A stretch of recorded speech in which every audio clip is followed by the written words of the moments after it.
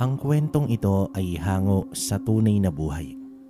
Nangyari ito taong 1988. Walang eksaktong lugar.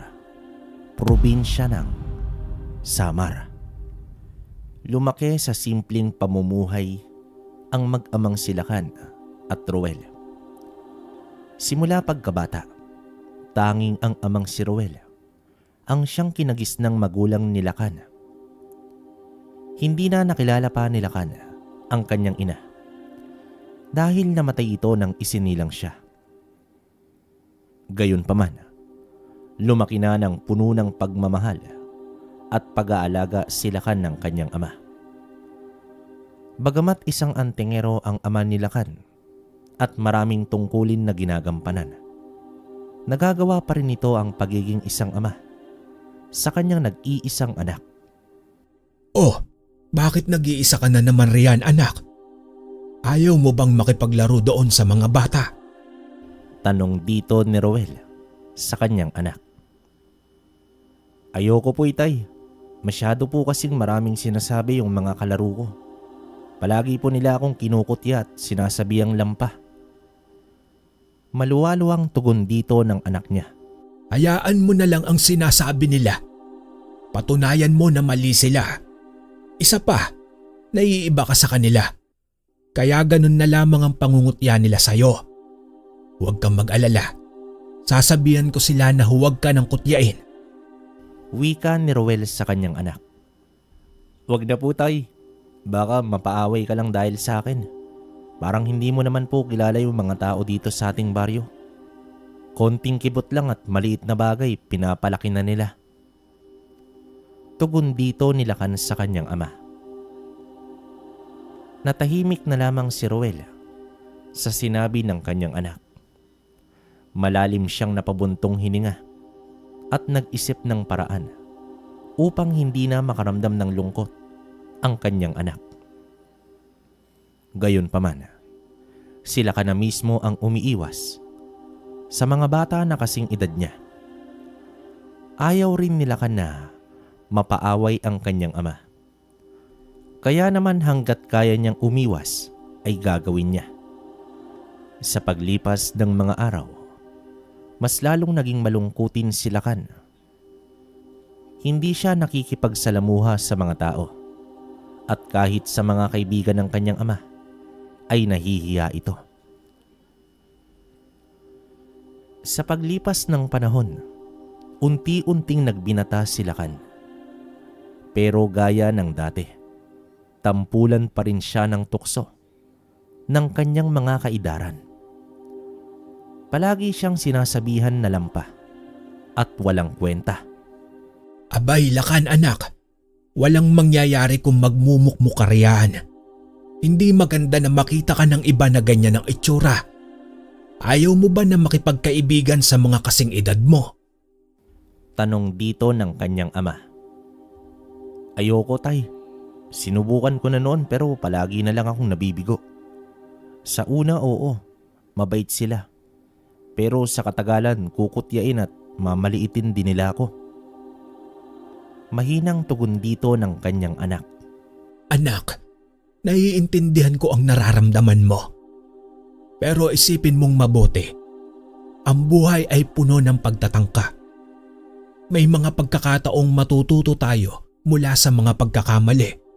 Kaya kung iiwas ka sa mga tao, hindi ka magkakaroon ng pagkakataon na ipakita kung sino ka talaga. Lakan, hindi mo alam kung paano maaring mabago ang isip ng mga tao sa paligid hanggat hindi mo sila nakakasama. Wika ni Ruel sa kanyang anak. Pero tay, sino kaya ang may kipagkaibigan sa akin? Parang wala na talagang may gusto na mapalapit sa akin. Parang ako na lang ang naiwan na kakaiba sa lahat eh. Malungkot na tugon dito ni Lakan.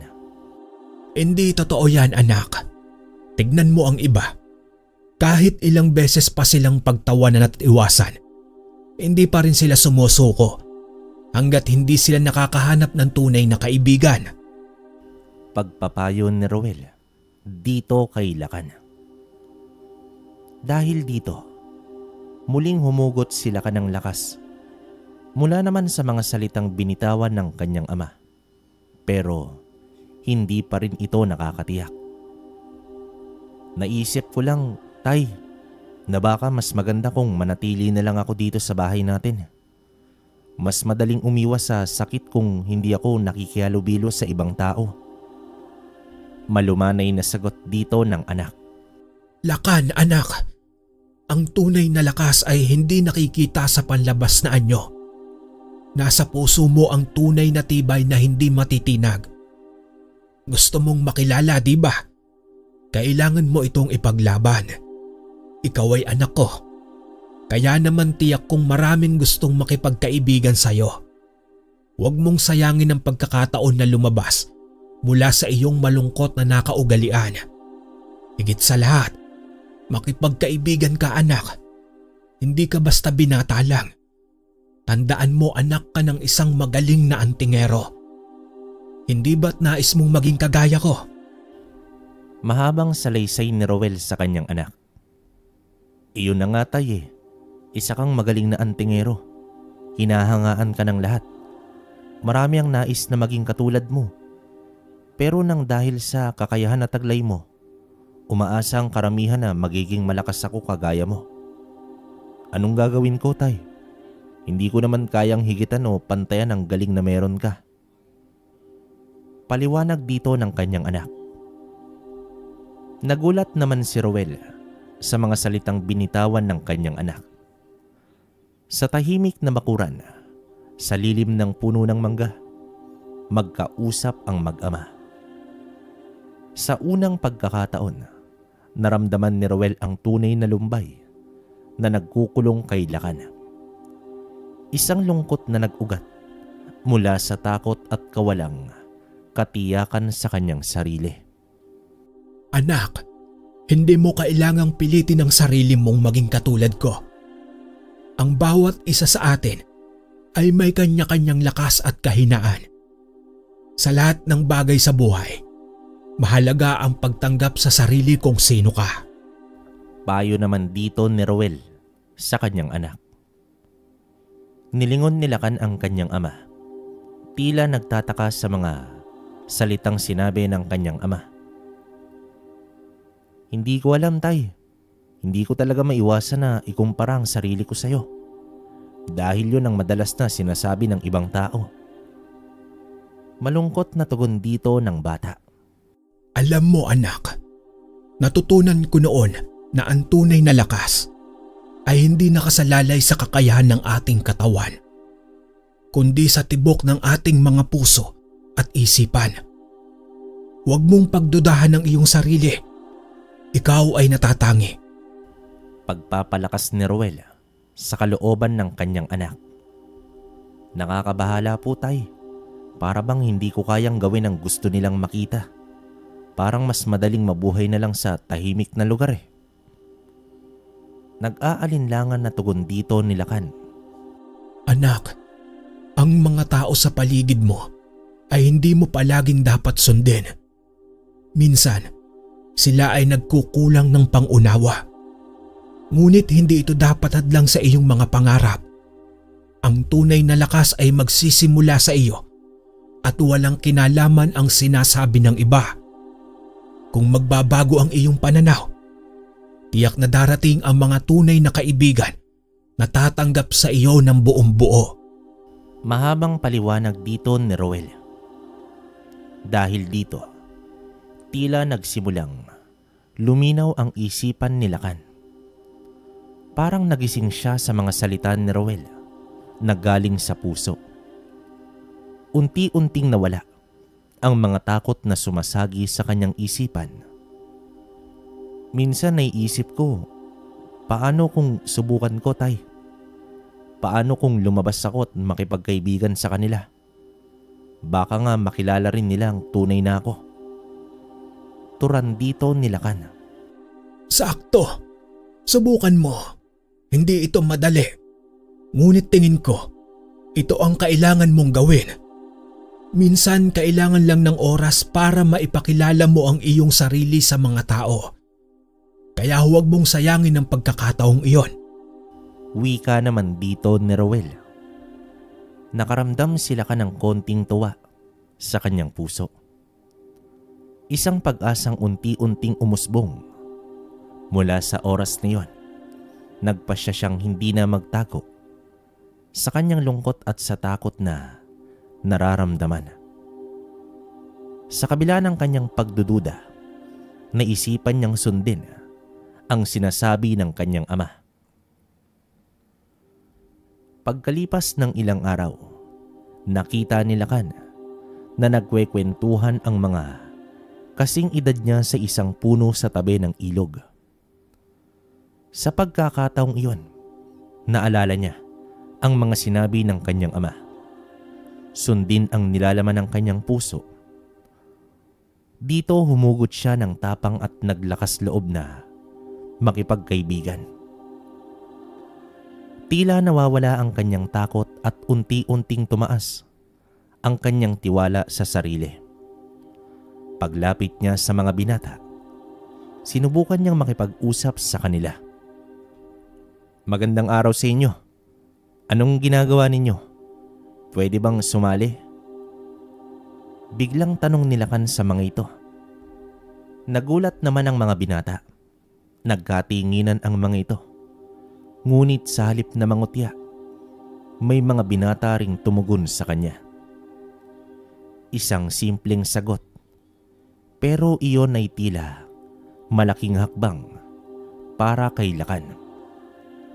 Habang nag-uusap sila, unti-unting natutunan niya na hindi lahat ng tao ay nagmamalupit at maraming tao ang maaring maging kaibigan niya. Sa kabilang dako, masaya si Rowel habang pinapanood ang kanyang anak. Alam niyang nagtagumpay si Lakan sa unang hakbang ng kanyang pangarap.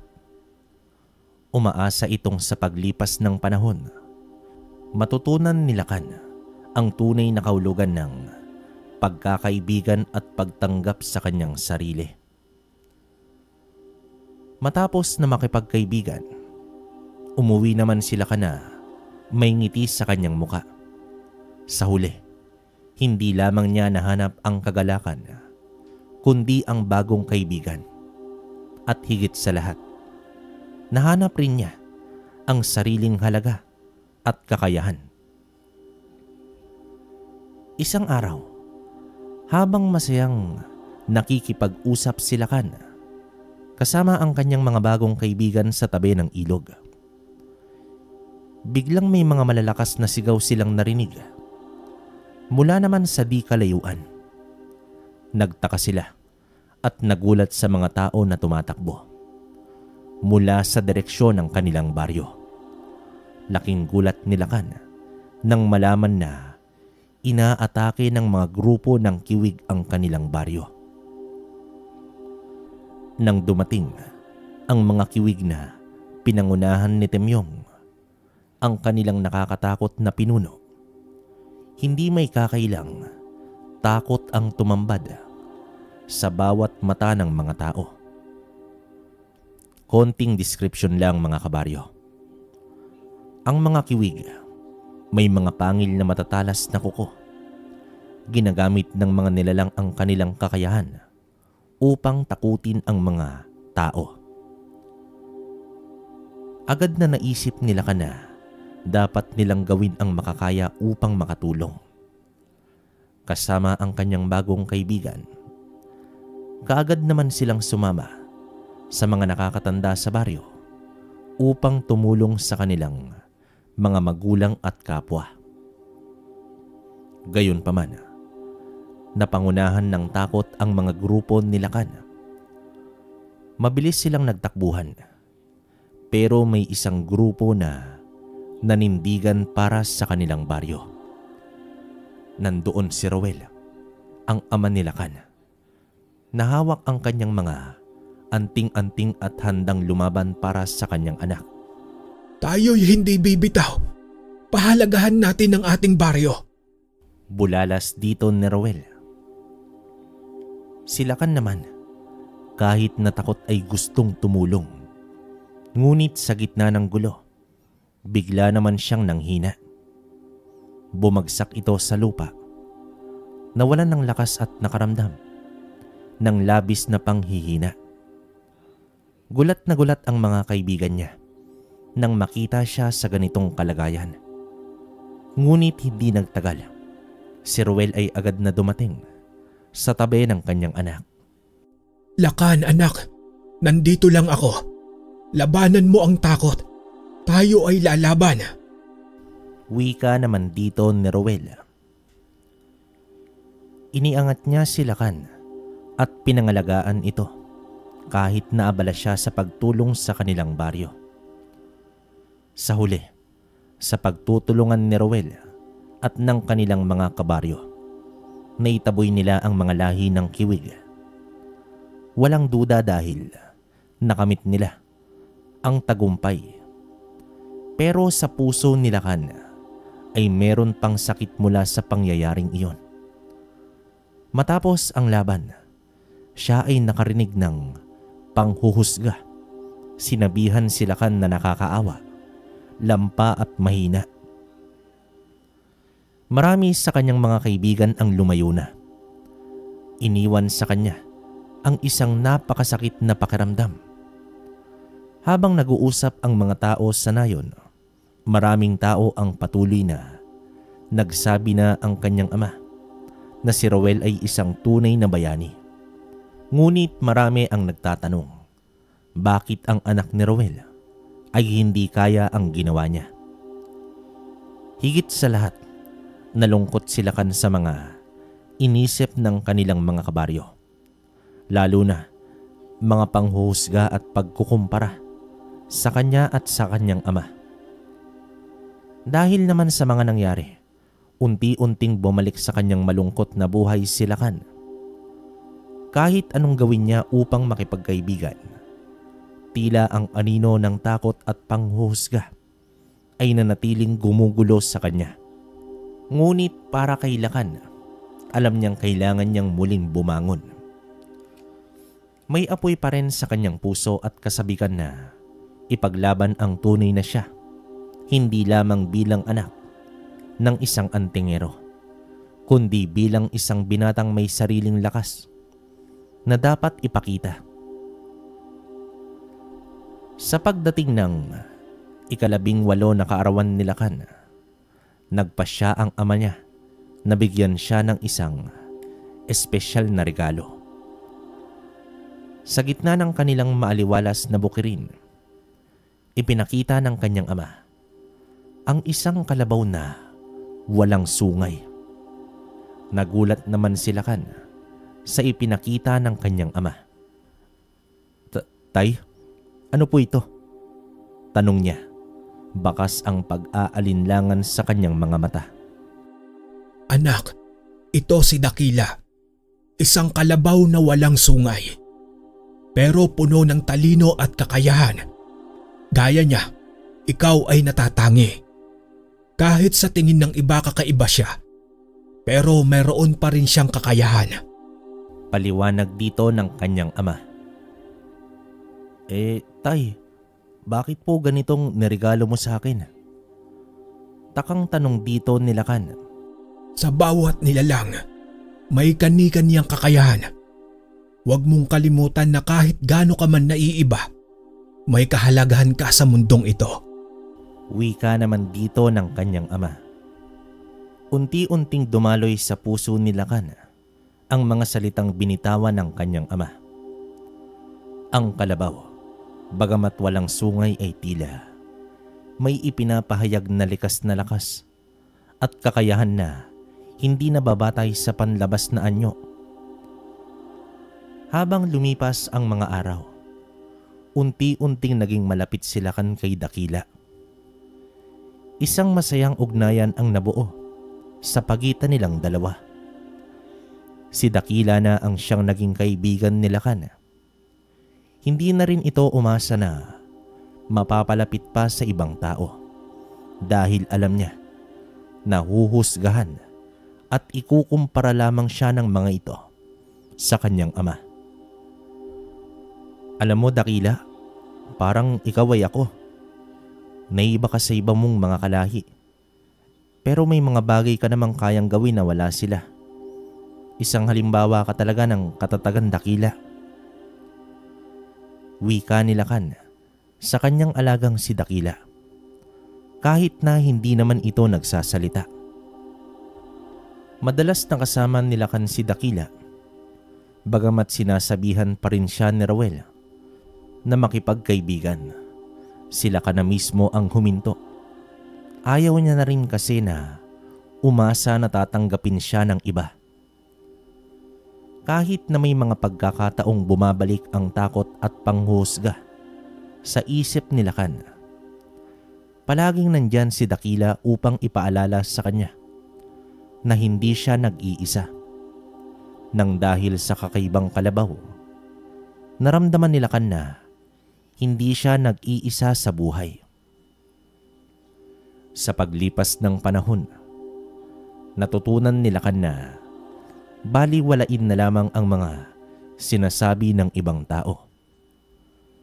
Hanggang isang araw, isang bata ang biglang nalunod sa ilog. Nakita ni Lakan na nagtutumpukan ang mga tao. Nang malaman niya ang nangyari, walang pag-aalinlangan na lumangoy ito sa tubig. Nagulat ang lahat sa ginawa ng binata. Maya-maya pa, umahon sa tubig si Lakan. Bit-bit ang nalunod na bata. Kaagad naman kumilos ang lahat at binigyan ng paunang lunas ang nalunod na bata.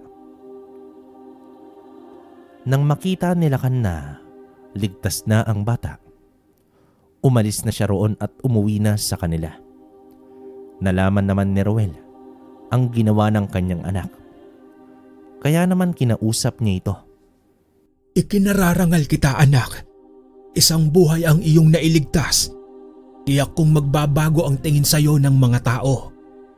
Wika dito ng kanyang ama. Wala yun, tay. Masaya ako na nakatulong ako sa ibang tao. Hindi ko rin naman hinangad ang papuri ng iba. Ginawa ko lang ang tama at iniligtas ko ang bata.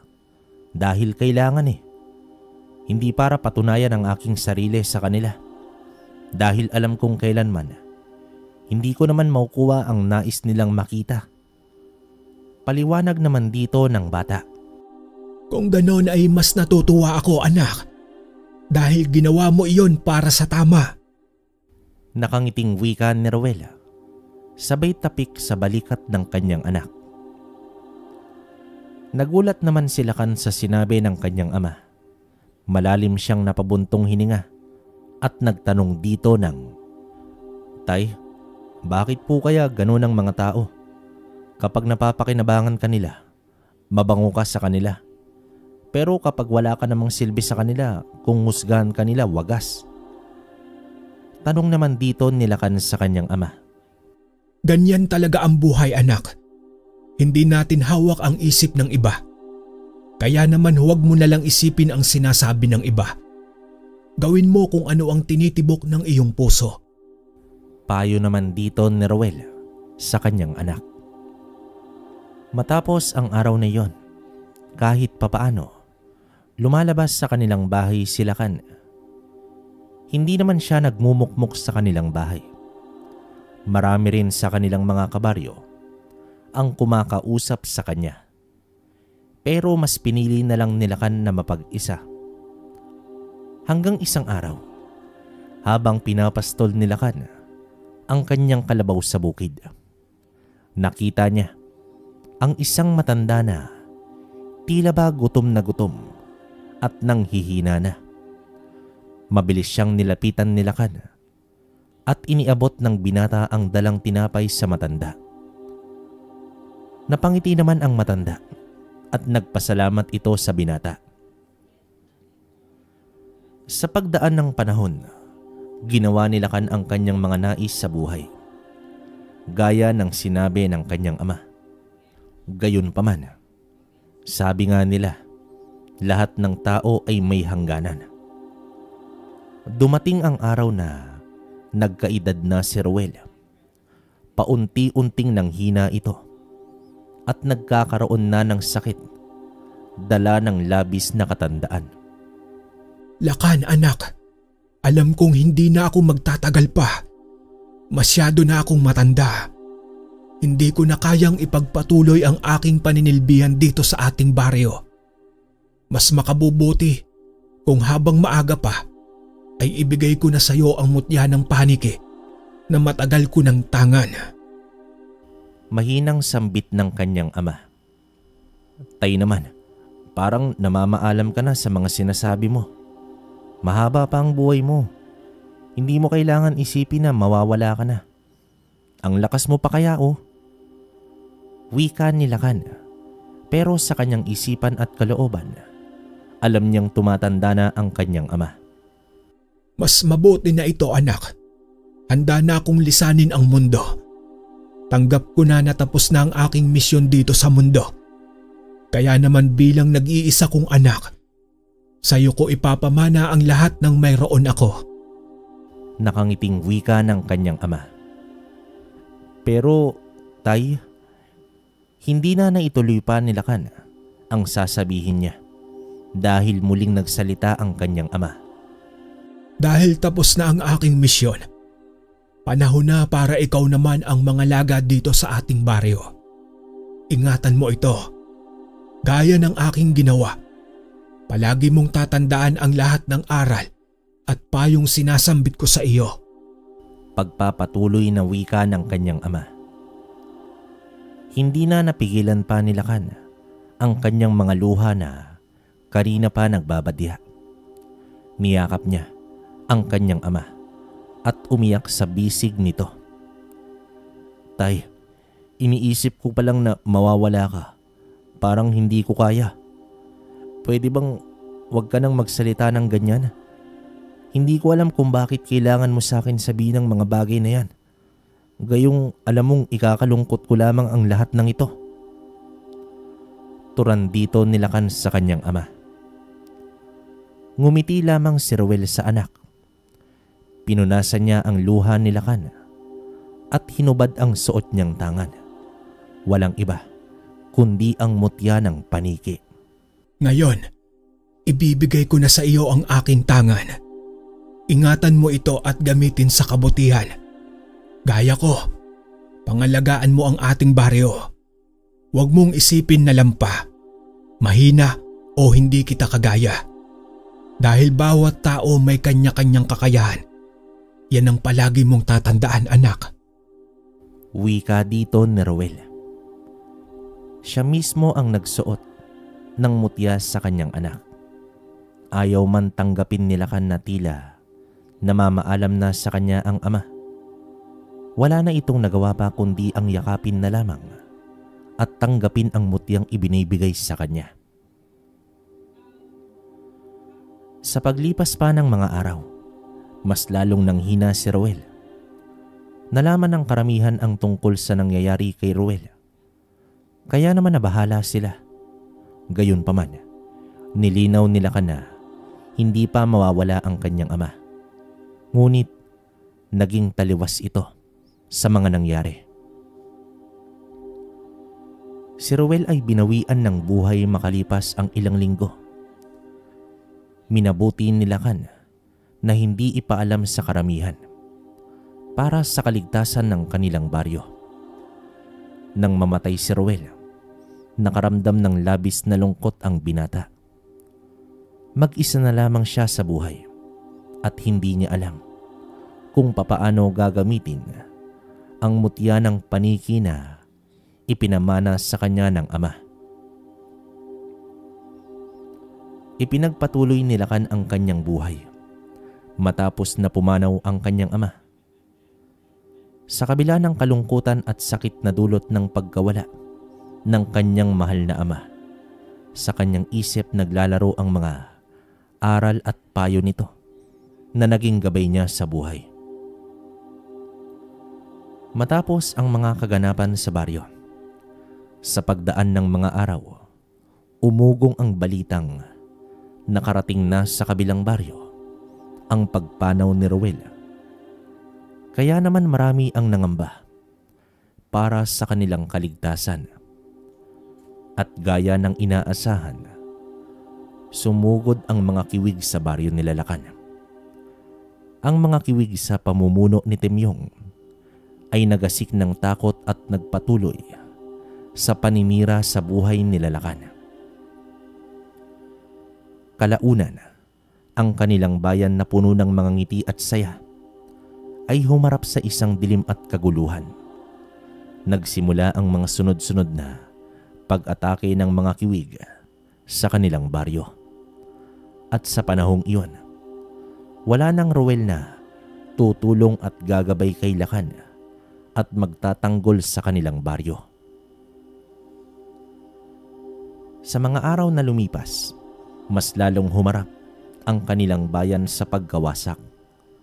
Unti-unting nangibabaw ang takot sa puso ni Lakan.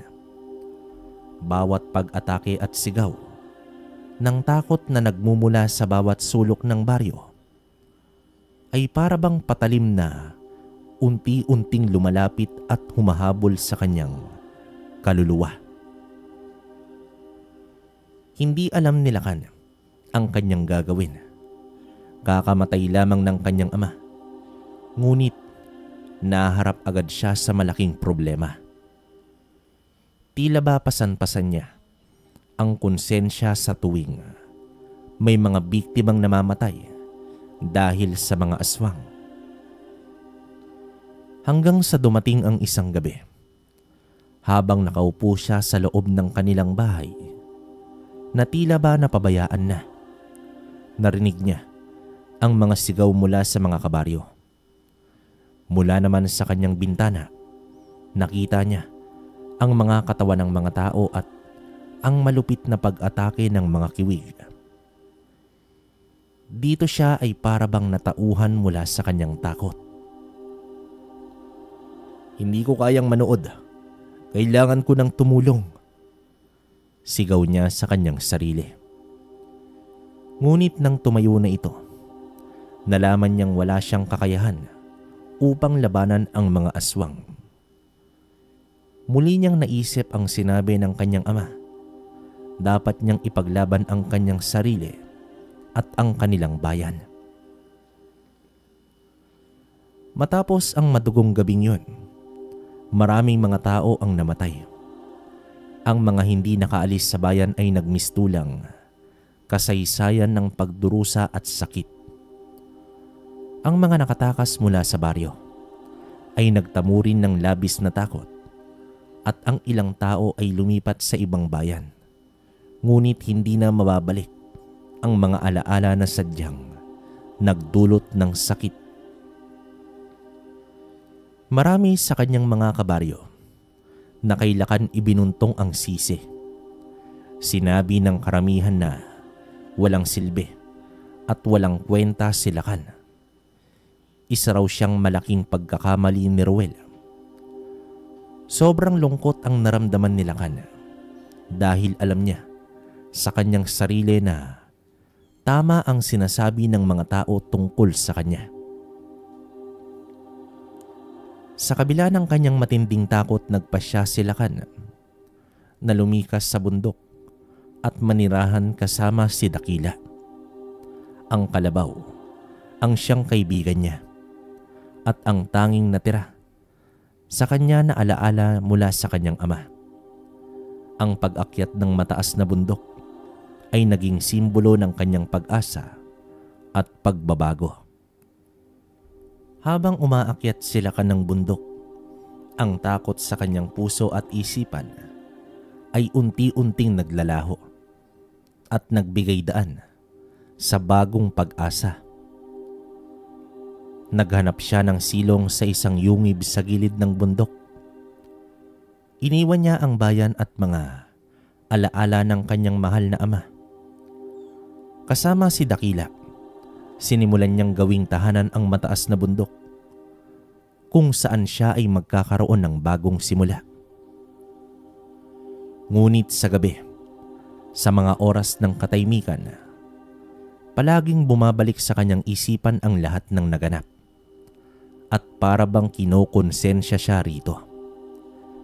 Dahil sa kanyang bagong tahanan, nagpasya si Lakan na aralin ang mutya ng paniki na ipinasa sa kanya. Gayunpaman, tila ba hindi siya sinunod ng mutyang ibinigay sa kanya. Bakit ganito? Para bang may sariling buhay ang mutyang hawak ko? Tanong ni Lakan sa kanyang sarili.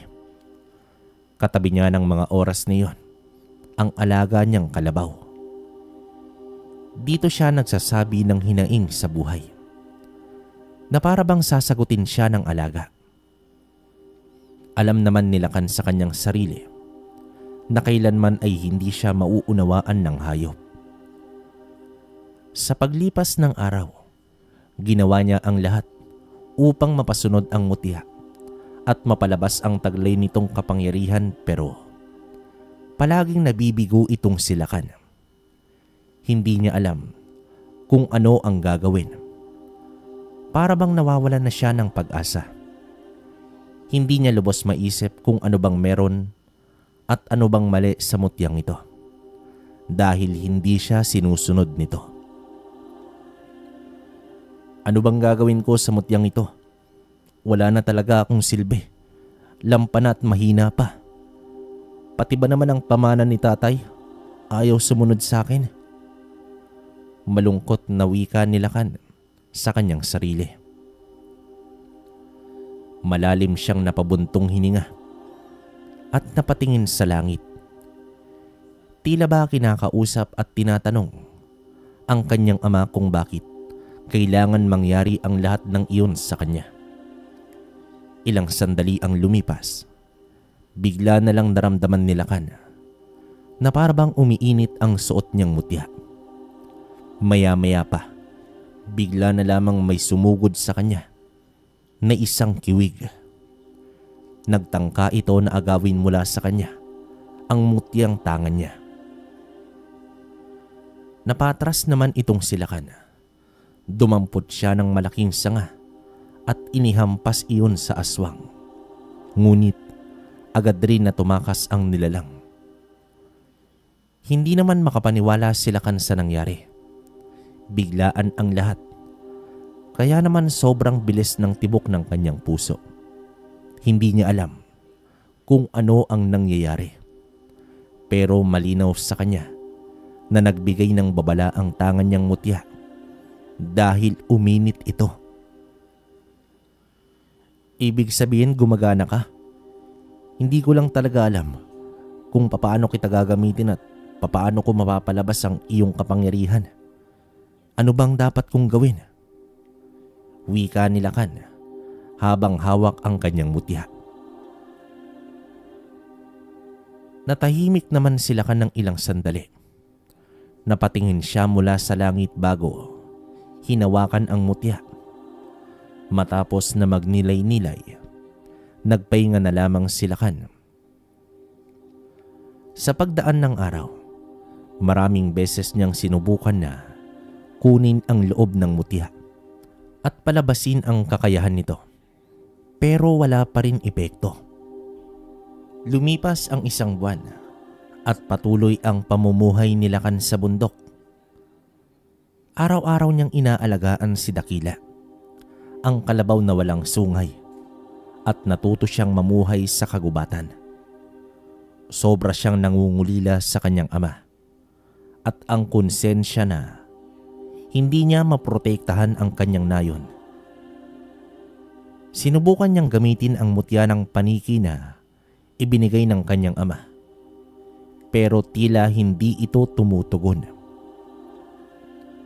Isang araw, nagising si Lakan na parang hindi siya mapakali. Araw ng Biyernes noon, 13 ng buwan. Napanaginipan niya ang kanyang ama. Sa panaginip niya, nakita niya ang kanyang amang si Rowel na nakatayo sa isang ardin na napapalibutan ng mga puting rosas. Ang kanyang ama ay mukhang malakas, malusog at nakangiti sa kanya. Lakan, anak ko. Huwag mong hayaang kontroling ka ng takot. Malakas ka at may kapangyarihan kang protektahan ng ating baryo. Tandaan mo, Hindi ka lang anak ng isang antingero. Ikaw si Lakan at may sariling lakas ka. Wika ni Ruel sa kanyang panaginip. Nagising naman itong si Lakan na parang nabigla at mabilis ang tibok ng kanyang puso. Nakaramdam siya ng kakaibang katahimikan na dumadaloy sa kanya. Alam niyang may gustong sabihin sa kanya ang kanyang ama. Tiningnan niya ang mutya ng paniki at sa unang pagkakataon, nakaramdam siya ng koneksyon dito. Gagawin ko, tay. Lalaban ako para sa ating nayon. Bulong dito ni Lakan. Alam niyang kailangan niyang bumalik sa baryo. Kailangan niyang harapin ang kanyang mga takot at lumaban para sa tama. Kailangan niyang protektahan ang kanilang nayon mula sa mga aswang. Kahit na nangangahulugan ito na ilagay sa panganib ang kanyang sariling buhay. Alam niyang matutuwa sa kanya ang kanyang ama. Nag-impake sila ng ilang gamit at siya at si Dakila ay nagtungo na sa nayon. Determinado siyang gamitin ang mutya ng paniki upang protektahan ang kanyang mga kabaryo. Alam niyang oras na para lumabas siya sa anino ng kanyang ama at maging ang bayani na kailangan ng kanyang nayon.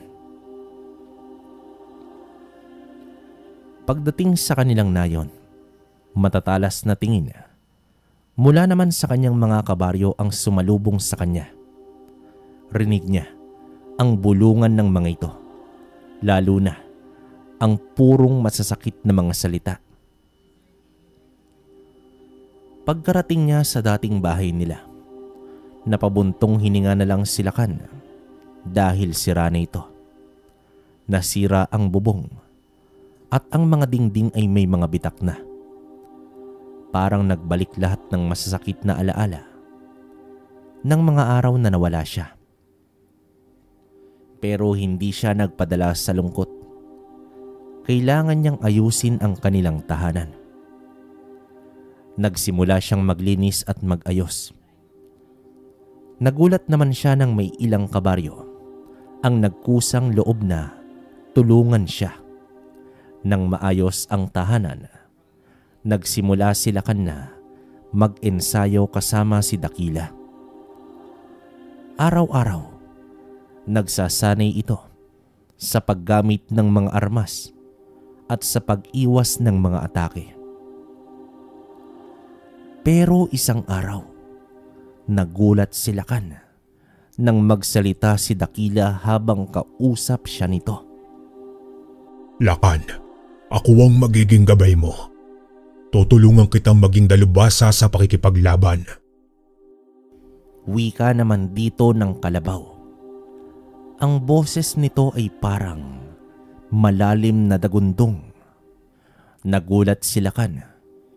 Hindi ito makapaniwala sa kanyang narinig. Dakila, naiintindihan mo ko? Nakakapagsalita ka? Gulat na tanong niya sa kanyang kalabaw. Oo, Lakan.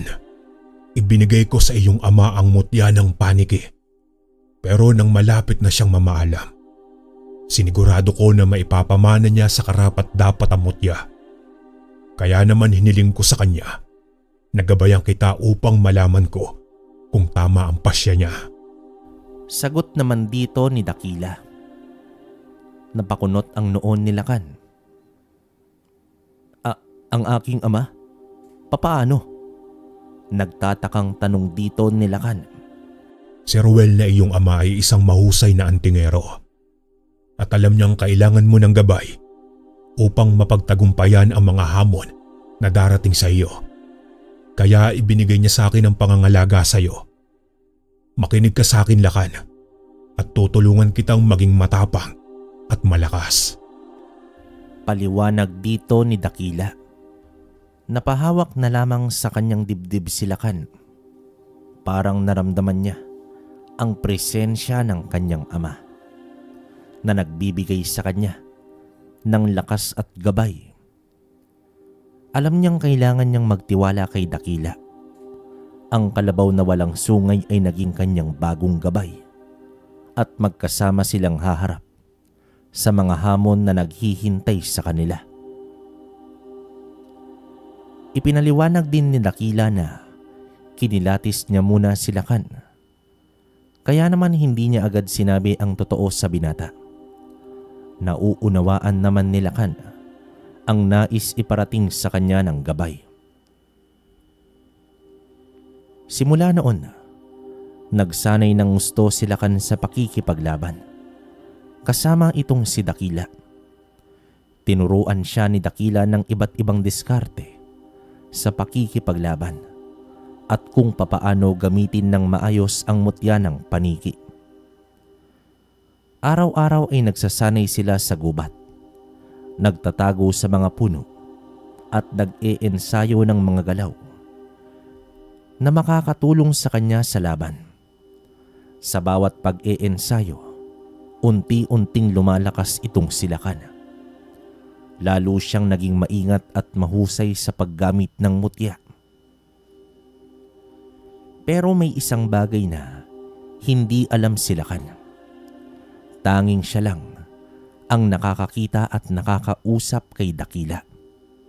Ang iba ay hindi nakikita si Dakila. Kaya naman iniisip nila na nagsasalita si Lakan ng mag-isa. Minsan nakikita nila si Lakan na nakikipag-usap sa isang hindi nakikitang nilalang. Alam kong naiintindihan mo ko, Dakila. Narinig ko ang mga sinasabi mo. Salamat sa pagtuturo sa akin. Bulong ni Lakan sa kalabaw. Dahil naman sa pagsasanay ni Lakan, unti-unting nawala ang takot niya sa mga kiwig.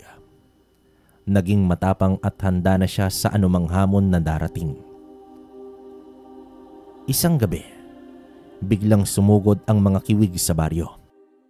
Nagsigawan ang mga tao at nagtakbuhan para maghanap ng ligtas na lugar. Pero hindi na nagtago itong si Lakan. Nakatayo siya ng matatag at handang lumaban. Hindi na ako matatakot. Hindi ko hayaang saktan nila ang aking mga kabaryo. Sigaw dito ni Lakan. Sa tulong ni Dakila, nagawa ni Lakan na talunin ang mga kiwig. Naging mahusay na mandirigma itong si Lakan at natutunan niyang gamitin ng maayos ang mutya ng paniki. Sa bawat pag-atake ng mga kiwig, handa na itong si Lakan. Sa paglipas ng panahon, naging kilala si Lakan sa buong baryo bilang isang bayani. Hindi na siya tinatawag na lampa o mahina. Sa halip, siya ay hinahangaan at iginagalang ng lahat. Ang mga kiwig ay natakot sa kanya at hindi na nagtangkang sumalakay ulit. Salamat, Dakila. Dahil sa'yo, naging matapang ako. Natutunan kong ipaglaban ang aking sarili at ang aking mga kabaryo. Wika ni Lakan sa kalabaw. Nang dahil doon, natutunan ni Lakan na hindi mahalaga ang panlabas na anyo. Ang tunay na lakas ay nasa loob ng puso at isipan. At sa tulong ng kanyang ama at ng kanyang gabay na si Dakila, nagawa niyang ipakita sa lahat na siya ay isang tunay na bayani sa baryo nila. Sa gitna ng katahimikan at kapayapaan na namumutawi sa kanilang baryo, isang nakakakilabot na pangyayari ang biglang sumira sa kanilang katahimikan. Parang kulog sa malinaw na langit, bigla na lang nag-ingay ang mga tao. Nagsisigawan at nagtatakbuhan sa takot. Habang si Lakan nakasandal sa isang puno ng mangga, nagulat sa biglang pagbabago ng kapaligiran. Naramdaman niya ang malamig na hangin na dumampi sa kanyang balat at ang amoy ng ulan na nagbabadya ng bagyo. Ano bang nangyari? Bulong niya sa kanyang sarili. Bigla na lang nagsilapitan ang mga tao sa kanya. Nagsabi ng nangyayari at nagmamadaling umalis ang iba sa kanila. "Lakan, may mga gabunan. Sumasalakay sila." Sigaw dito ng isang lalaki. "Si Timyong, siya ang naunguna sa kanila." Sigaw dito ng isa pang tao. Dito nag-alala si Lakan. Alam niyang ang mga gabunan ay mga nilalang na may malalaking pangil at matatalas na kuko. Kilala sila sa kanilang lakas at karahasan. At si Timyong, ang dating pinuno ng mga kiwig, ay isang malupit at walang awa na nilalang. "Dakila, handa ka na ba?" Tanong ni Lakan sa kanyang gabay habang hinahawakan ang mutya ng paniki. "Handa na ako, Lakan. Mag-ingat ka." Sagot dito ni Dakila. Agad na tumakbo si Lakan patungo sa gitna ng baryo kung saan nagaganap ang labanan. Nakita niya ang mga gabunan na nagwawala. Nagsisira ng mga bahay at pumapatay ng mga tao. "Timyong, hindi ka na makakatakas pa." Sigaw naman dito ni Lakan. Nilingon ni Timyong si Lakan at ngumisi ito ng nakakatakot. "Lakan, ang tagal nating hindi nagkita. Handa ka na bang mamatay?" Wika naman dito ni Timyong. "Hindi ako matatakot sa iyo, Timyong. Handa na akong lumaban para sa aking mga kababaryo." Sagot naman dito ni Lakan. Agad na sumugod si Timyong kay Lakan. Malakas ang kanyang mga suntok at matutulis ang kanyang mga kuko. Pero handa na itong si Lakan. Ginamit niya ang kanyang mga kasanayan sa pakikipaglaban na tinuro ni Dakila at ang kapangyarihan ng mutya ng paniki. Naging isang nakakakilabot na labanan ang ipinakita ng dalawa. Nagpalitan sila ng mga suntok at nag-iwasan ng mga atake. Nag-aalangan ang mga gabunan na lumapit kay Lakan dahil sa nakikita nilang kapangyarihan ng mutya. "Hindi ka mananaig sa akin, Lakan." Sigaw dito ni Timyong. "Mali ka, Timyong. Ako ang mananalo sa laban natin." Sagot naman dito ni Lakan. Sa gitna ng labanan, nakita ni Lakan ang pagkakataon. Umiwas siya sa isang atake ni Timyong at sinuntok niya ito sa muka. Natumba naman si Timyong at may bahagyang dumugo sa kanyang bahagi ng muka. Sinigaw ng mga gabunan ang pangalan ni Timyong. Tila ba pahiwatig na pinapalakas ng mga ito ang loob ng kalaban. Agad na sumugod ang mga gabunan kay Lakan, pero nakahanda ito. Ginamit niya ang mutya ng paniki upang maglabas ng isang malakas na enerhiya na nagpabagsak sa mga gabunan. "Hindi pa tayo tapos, Lakan." Sigaw dito ni Timyong habang tumatayo.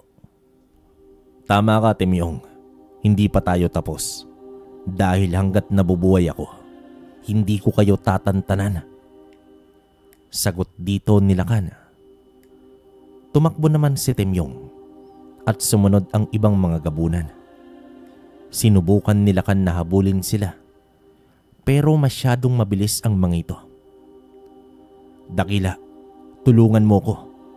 Sigaw dito ni Lakan. "Nasa likuran mo ko, Lakan. Magpatuloy ka lang." Sagot naman dito ni Dakila. Sa tulong ni Dakila, nagawa ni Lakan na maitaboy ang mga gabunan. Pero hindi pa rin nila napatay si Temyong at ang iba pang mga gabunan. Hindi pa tayo tapos. Dakila, tiyak kong babalik sila. Bulong ni Lakan sa kanyang sarili. Nang mawala ang mga gabunan, nagsilapitan ang mga tao kay Lakan. Nagsigawan ang mga tao at nagpasalamat ito sa tulong ng binata. Hindi ito ang uli, mga kabaryo. Alam kong babalik ang mga gabunan. Hindi sila titigil. Pero ipinapangako ko, hanggat nabubuhay ako, hindi ko hayaan na muling manaig ang kasamaan dito sa lugar natin. Turan dito ni Lakan. Nang gabing yon, nag-usap ang mga tao sa baryo. Nagplano sila kung papaano nila maipagtatanggol ang kanilang baryo laban sa mga gabunan. Kailangan nating mag-ingat. Hindi pa tayo ligtas. Sambit dito ni Lakan. Sa mga sumunod na araw, nag-ensayo ng gusto si Lakan. Kasama naman si Dakila. Naging mas mahusay ito sa pakikipaglaban. At mas mahusay na rin na nagagamit niya ang mutya ng paniki. Alam niyang babalik ang mga gabunan at kailangan niyang maging handa. Matapos ang mga nakakakilabot na pag-atake ng mga gabunan, isang bagong determinasyon ang dumaloy sa puso ng mga kabaryo ni Lakan. Naunawaan nila na hindi sila maaaring umasa sa kanilang kapalaran. Kailangan nilang matutong ipagtanggol ang kanilang sarili. Isa-isa silang lumapit kay Lakan, ang kanilang bagong bayani, at nakiusap para sa kanyang tulong. Napatingin naman si Lakan sa mga kabaryo. Nakikita niya ang determinasyon at pag-asa sa kanilang mga mata. Naalala niya ang mga sinabi ng kanyang ama noong nabubuhay pa ito. Ang tunay na lakas ay hindi lamang para sa sarili. Kailangan itong ibahagi. Wika ni Roel sa isipan ni Lakan. Tama si tatay. Dapat na ituro ko sa inyo ang aking kaalaman upang handa kayong ipaglaban ang inyong sarili.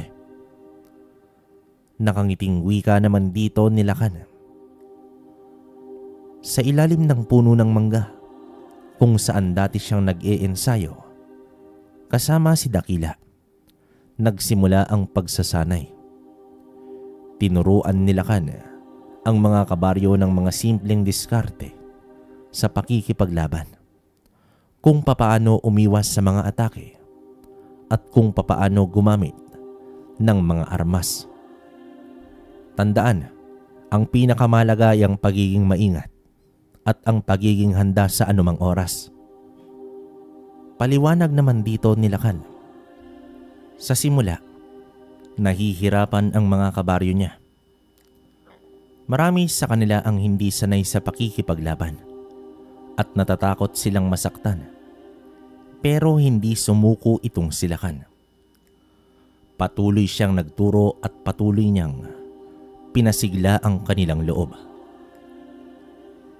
Kaya niyo yan. Magtiwala lang kayo sa inyong sarili. Ganyan din ako dati. Masyadong takot at mahina pero ginawa ko ang lahat para matuto. Wika dito ni Lakan. Unti-unting nagsimulang natuto ang kanyang mga kabaryo. Naging mas mahusay sila sa pag-iwas sa mga atake. At mas mahusay na rin nilang nagagamit ang kanilang mga armas. Naging mas matapang sila at mas handa na silang lumaban para sa kanilang baryo. Labis naman na nagpasalamat ang lahat sa ginawa ni Lakan. Dito napangiti ang binata. Masaya ito na natulungan niya ang kanyang mga kabaryo. Alam niyang kailangan pa rin nilang mag-ingat. Pero mas malakas na sila ngayon. Sa paglipas ng panahon, naging isang mahusay na mandirigma ang mga kabaryo ni Lakan. Naging handa na sila sa anumang hamon na darating. At kung may mga gabunan na sumubok na sumalakay sa kanilang baryo, handa na silang lumaban. Lakan, salamat sa lahat. Ikaw ang tunay na bayani ng ating baryo. Anak ka nga ni Rowel, dahil nakikita namin siya sa'yo. Sabi naman dito ng isang lalaki. Ngumiti naman si Lakan at nagwika ng, hindi tayo nag-iisa mga kabaryo. Tayo ay magkakasama sa paglaban. Matamis na wika ng binata. Sa bawat pag-atake ng iba't ibang nilalang, mas lumalakas ang loob ng mga kabaryo niya. Mas mahusay na rin nilang nagagamit ang kanilang mga kasanayan sa pakikipaglaban. At sa bawat tagumpay, mas lumalakas ang kanilang pagkakaisa at pagmamahal sa kanilang nayon. Samantala, ang mga ibang nilalang naman ay nagsimulang matakot na sa mga kabaryo ni Lakan. Alam nilang hindi na madali ang pag-atake sa baryo. At sa gitna ng mga panganib, nagpatuloy ang buhay sa baryo ni Lakan. Nagsimula silang magtanim muli at nagsimula silang magtayo ng mga bagong bahay. Bumalik naman ang saya at kapayapaan sa kanilang baryo. Pero alam ni Lakan na hindi pa tapos ang laban. Alam niyang babalik ang mga gabunan at kailangan nilang maging handa. Dakila, kailangan kong iyong gabay. Bulong ni Lakan sa kanyang gabay. Huwag kang mag-alala, Lakan. Palagi akong nasa tabi mo. Sagot naman dito ni Dakila. At sa gitna ng katahimikan, nagpatuloy ang pagsasanay ng mga kabaryo ni Lakan. Handa na silang harapin ang anumang hamon na darating. Dahil alam nilang magkakasama silang lahat at meron silang bayani na magtuturo at gagabay sa kanila. Dati, ang mga kabaryo ni Lakan ay nabubuhay sa takot at kawalan ng pag-asa. Pero nang matutunan nilang ipagtanggol ang kanilang sarili, nagkaroon sila ng bagong tiwala sa kanilang loob. Hindi na sila nag-aalangan na harapin ang mga panganib na darating dahil alam nilang kaya nilang lumaban. Ang pagsasanay ni Lakan sa kanila ay hindi lamang tungkol sa pakikipaglaban, kundi tungkol din sa pagkakaisa at pagtutulungan. Natutunan ng mga kabaryo na ang lakas ay nagmumula sa pagsasama-sama, sa pagsuporta sa isa't isa, at sa pagiging handa na magtulungan sa oras ng pangangailangan. Ang mga kabaryo niya ay naging mas aktibo sa kanilang komunidad. Hindi na sila nag-aalangan na lumahok sa mga pagpupulong at mas handa na silang magbigay ng kanilang mga ideya at opinyon. Naging mas mahusay na mamamayan sila at mas handa na silang mag-ambag sa pag-unlad ng kanilang baryo. Ang pagtuturo ni Lakan ay nagbigay ng bagong pag-asa sa mga tao. Hindi na sila nabubuhay sa takot at kawalan ng pag-asa. Sa paglipas ng panahon, naging isang mahusay na mandirigma ang mga kabaryo ni Lakan. Naging handa na sila sa anumang hamon na darating. At kung may mga gabunan na sumubok na sumalakay sa kanilang baryo, handa na silang lumaban dito. Lakan, salamat sa lahat. Ikaw ang tunay na bayani ng ating baryo. Wika ng isang lalaki. Lagi niyong tatandaan, hindi tayo nag-iisa. Magkakasama tayo. Sagot naman dito ni Lakan. At sa gitna ng katahimikan, nagpatuloy ang pagsasanay ng mga kabaryo ni Lakan. Handa na silang harapin ang anumang hamon na darating dahil alam nila na magkakasama silang lahat. Dumating naman ang araw na matagal nang kinatatakutan ng mga kababaryo niya. Muling nagbalik ang mga gabunan, mas marami at mas malakas kesa sa dati. Sa pangunguna ni Temyong, na tila ba nang gagalaiti sa galit, nagsimula ang isang madugong labanan na nagpaalog sa buong baryo. "Lakan, handa na ba kayo?" Sigaw dito ng isang lalaki. Ang kanyang mga mata ay puno na ng takot.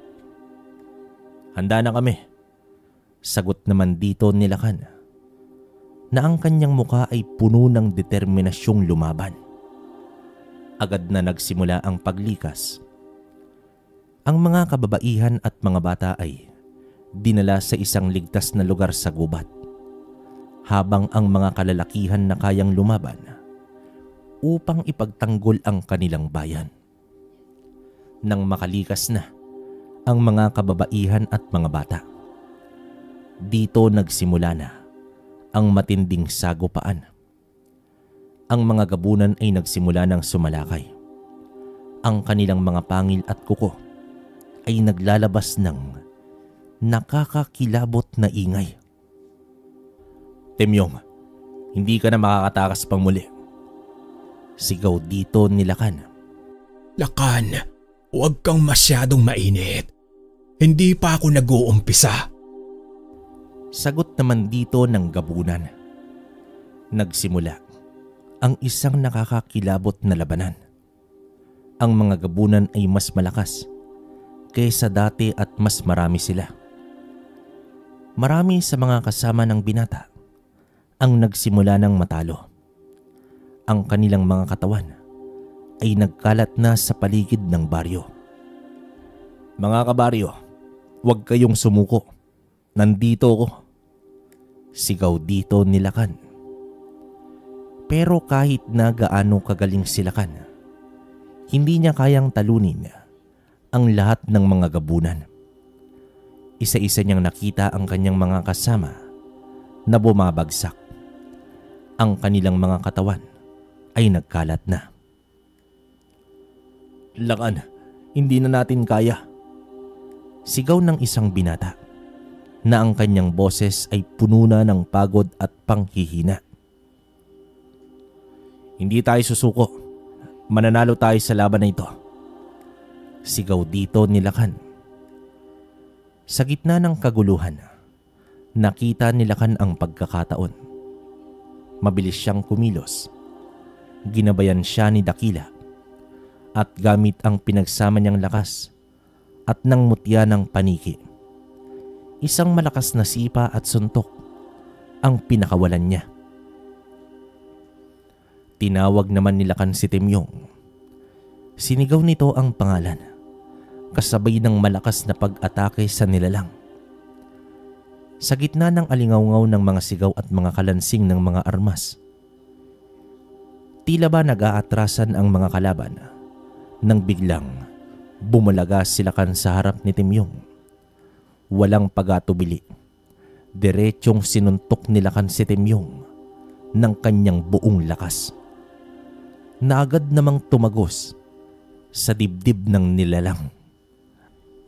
Nang makita ng iba pang mga kasama ni Temyong ang nangyari, biglang nagkagulo at nagsimulang maging agresibo ang mga kasama nito. Ang galit at puot ay bumalot sa kanilang mga puso nang makita nilang patay na ang kanilang pinuno. Sa gitna ng kaguluhan, umalingaw-ngaw ang sigaw ng mga tao at ipinakita ng mga kasama ni Lakan ang kanilang determinasyon sa laban, at nagdulot ito ng takot sa mga gabunan. Sa likod ng kanyang maskarang walang ekspresyon, tila walang bahid ng kahit anong damdamin ang mababasa sa mukha ni Lakan. Matagumpay niyang napaslang si Temyong ang matapang na pinuno ng kalaban. Ang pagpaslang na iyon ay nagdulot ng malaking pagbabago sa takbo ng labanan. Habang ang laban ay patuloy na nagaganap sa paligid, si Lakan ay nanatiling matiyaga at panatag sa kanyang pagkilos. Walang halong kaba o takot. Nagpatuloy siya sa kanyang pakikipaglaban upang ipagtanggol ang kanyang mga kasama at ang kanyang sarili mula sa mga kalaban. Sa bawat galaw at takbang ni Lakan, tila ba merong kakaibang lakas na nagmumula sa loob niya. Ang kanyang determinasyon at tapang ay nagbibigay inspirasyon sa kanyang mga kasama upang patuloy na lumaban hanggang sa huling hininga. Walang pag-atubiling humarap sa anumang panganib itong si Lakan. Handa na ito na ipaglaban ang kanyang prinsipyo at ang kanilang baryo. Sa kabila ng pagsubok at panganib na kakaharapin, nanatili si Lakan na nagsisilbing haligi at tanglaw ng kanyang mga kasama. Ang kanyang katapangan at dedikasyon ay patuloy na nagbibigay inspirasyon sa bawat isa upang ipagpatuloy ang laban hanggang sa maging tagumpay. Matapos ang ilang oras na sagupaan, umatras ang ilang kalaban. Ni hindi na makagalaw pa ang iba at tinuluyan na lamang ito ni Lakan. Marami man ang namatay sa mga kakampi ni Lakan, nagawa naman nilang maipagtanggol ang kanilang baryo. Natalo niya ang kanilang kaaway at muling naitaboy. Nang makita ni Lakan na wala na ang mga kalaban, napaupo ito sa lupa. Napatingin sa kanyang paligid at nakita niya ang mga kasama niya na nagbuwis ng buhay. Sa kabila ng tagumpay at pagiging bayani, hindi madali ang nararamdaman ni Lakan matapos niyang patayin itong si Temyong. Bagamat nararamdaman niya ang kaluwagan dahil sa pagkamatay ng kanilang kaaway, meron isang mabigat na pakiramdam na nananatili sa kanyang puso. Kahit na si Temyong ay isang kaaway, ang pagguha ng buhay ng isang tao ay isang mabigat na karanasan. Nag-aalala si Lakan kung tama ba ang ginawa niya at kung may karapatan ba siyang kumuha ng buhay. Kahit pa hindi pangkaraniwang nilalang ang kanyang mga pinaslang. At alam ni Lakan na ang pagkamatay ni Temyong ay hindi ang katapusan ng labanan. Nag-aalala pa rin ito sa mga posibleng paghihiganting gawin ng mga natitirang kasama ni Temyong. Ang pagpatay kay Temyong ay isang malaking kaganapan sa buhay ni Lakan. Ito ay isang karanasan na nagpabago sa kanya. Ang kanyang mga nararamdaman ay komplikado at hindi madaling maunawaan. Pagkatapos ng matinding labanan, sinigurado ni Lakan na wala nang natitirang kaaway bago niya pinabalik ang iba pang mga kasama na lumikas. Sa pagbalik ng mga ito, hindi maiwasang mapuno ng lungkot ang buong baryo. Ang mga pagkamatay ng ilan sa kanilang mga mahal sa buhay ay nagdulot ng malalim na hinanakit at lungkot sa lahat. Nararamdaman din ni Lakan ang bigat ng pagkawala at sakit na dulot ng laban. Sa bawat tingin sa mga namatay, ramdam niya ang pait ng pagkawala ng mga taong malalapit sa kanilang puso. Hindi niya maitago ang lungkot na bumabalot sa baryo at sa kanyang sarili. Sa harap ng mga nalulumbay na kasama, nagpakita si Lakan ng pag-unawa at pagdamay. Handang makinig at magbigay ng pag-unawa sa kanilang nararamdaman. Nagbigay siya ng lakas at kapanatagan sa mga taong labis na naapektuhan ng trahedya. Sa bawat yakap at pagsandal ni Lakan, ramdam ng bawat isa ang pagmamahal at suporta mula naman sa kanilang pinuno sa pamamagitan ng pagiging matapat at mapagkalinga. Nagbunga ito ng pagkakaisa at lakas sa gitna ng lungkot at pagdadalamhati. Sinamahan ni Lakan ang kanyang mga kabaryo sa pagtawid ng mapait na pangyayari. Sa bawat hakbang, may pag-asa at determinasyon na unti-unting bumabalot sa kanilang puso. Handa na si Lakan na manguna at maging tanglaw sa kanilang pagbangon mula sa pagsubok na kanilang pinagdaanan.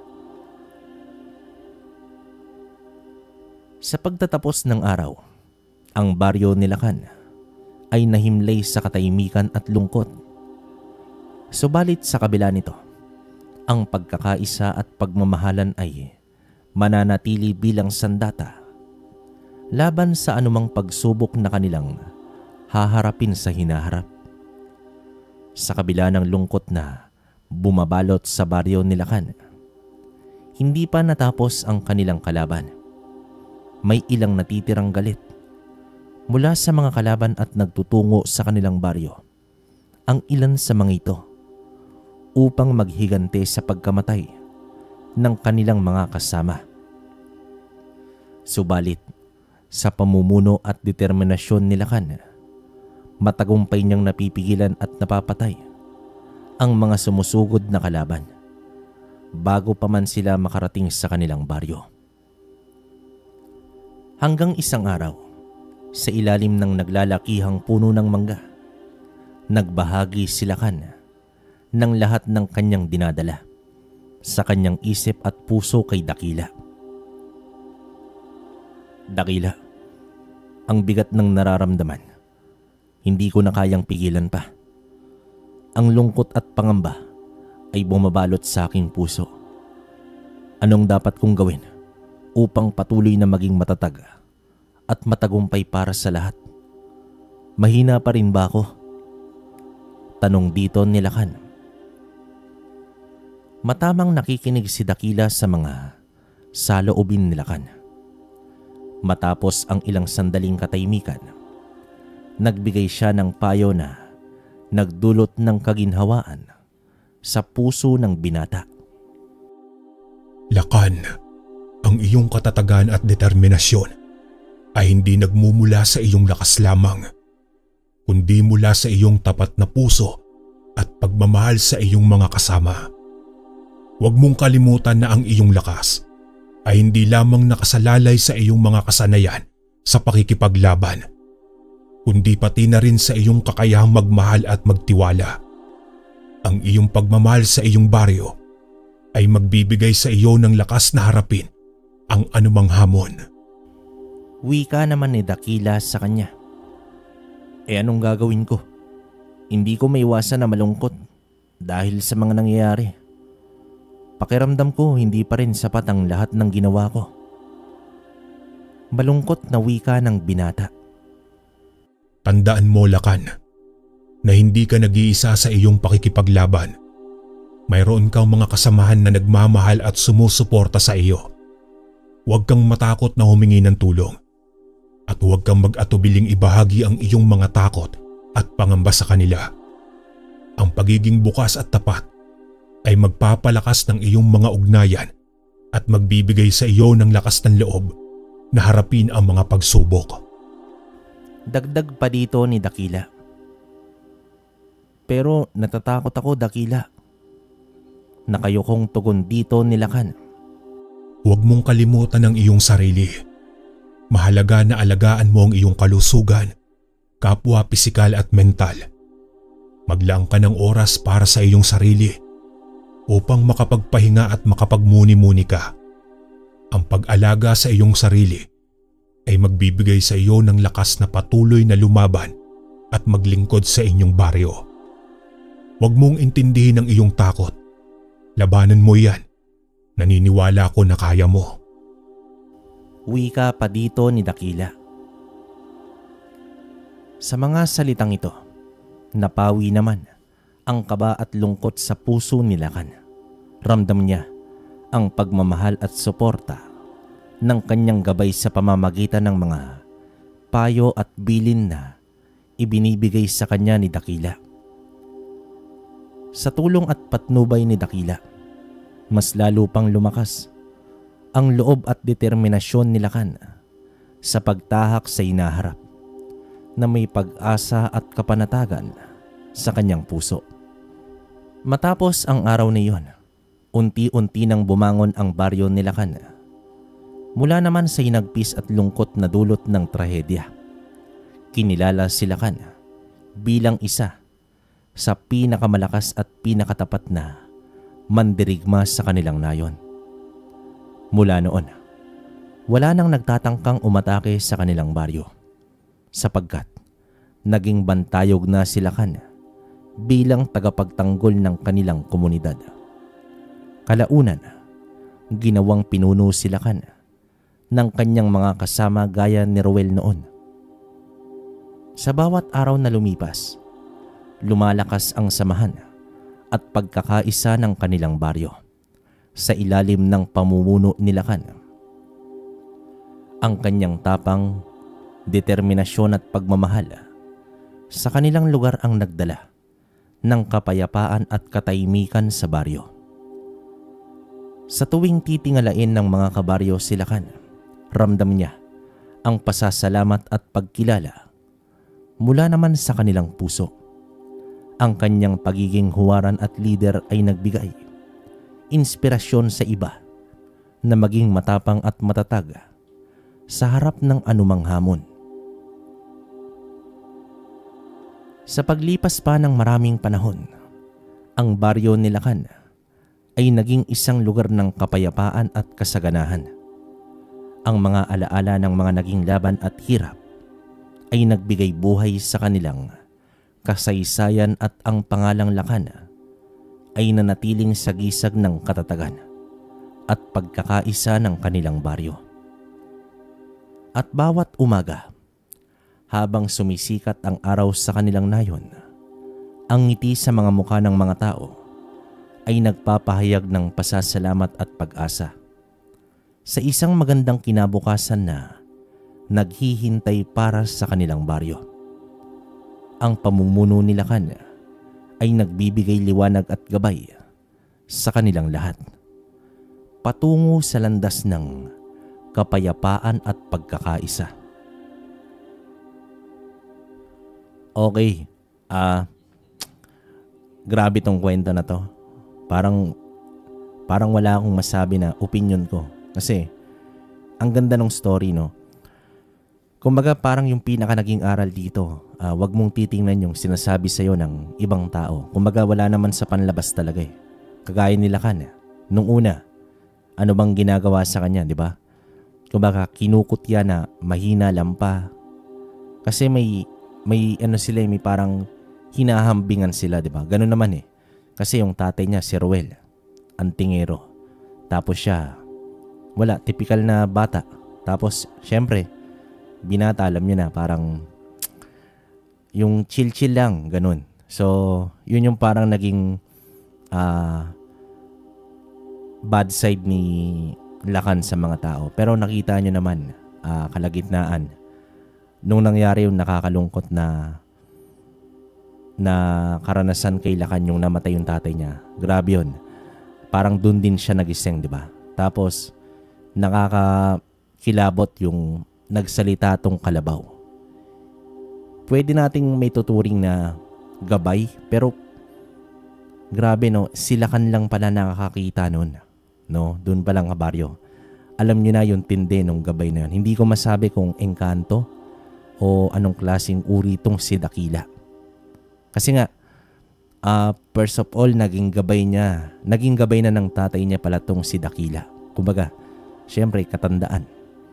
Kailangan niyang ipasa yung mutya ng paniki. Grabe rin yung mutyang yun. First time kong makarinig nun na hindi lang masyado na-describe dito sa kwento natin. Kasi nga, siguro more on parang laban to ng antingero at gabunan. So, yun. Para sa akin, napakaganda ng kwento. Wala akong masabi. Overall, Lahat ang ganda, ang daming aral. Kayo na lang bala kung paano nyo titingnan yung kwento natin. Kung may gusto kayong i-comment sa kwento, comment nyo sa baba para mabasa ko. At yung mga shoutout ko sa inyo, kabaryo, siguro next upload, bawi ako sa inyo. Sobrang busy lang talaga, alam nyo naman. Purong magagandang nilalapag natin, di ba? Maunawaan nyo naman siguro yun. So, yun. Bali, hanggang dito na lang muna mga kabaryo. Tapos, supportahan nyo rin yung Facebook natin na Kwentong Baryo Official. Nandun yung mga gamit natin. Pwede kayong mag-PM para ma-replyan ko kayo. And then, yung mga pending, pahintay lang po mga kabaryo kasi medyo mahirap yung gamit niya. Pero, okay na. Makukuha ko na, tas rekta padala ko sa inyo. So, yun. Tapos, yung channel natin, Kwento ni Kabaryo, yan. Side channel ko yan. Ako lang yun nandun. Tapos, yung sa amin ni Tito Proy, Kwentong Kalakbay. Tapos, yung channel ni Tito, kayo ng bala. Supportahan nyo. So, hanggang dito na lang muna. Hanggang sa susunod na kwento. Maraming salamat.